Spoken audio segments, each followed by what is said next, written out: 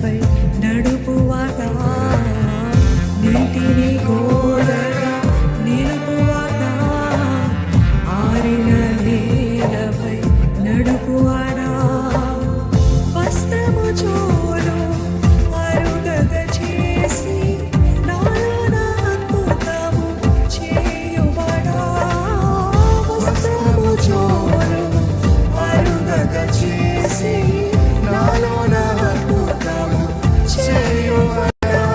హల్లెలూయా హల్లెలూయా హల్లెలూయా యేసయ్యా,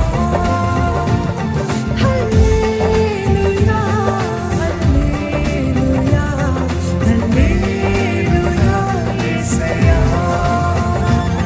హల్లెలూయా హల్లెలూయా.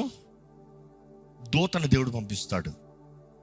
ఈరోజు ఎంతమంది మనం ప్రార్థన చేసినప్పుడు, దేవా నువ్వు నీ దూతను పంపిస్తున్నావు, నేను వెళ్ళలేని స్థలానికి, మేము చేయలేని కార్యాలకి, మాకు జరగని కార్యాలకి, నా వలన కుదరని కార్యానికి, నేను పోరాడలేని శత్రువుకి నీ దూతను పంపిస్తావు.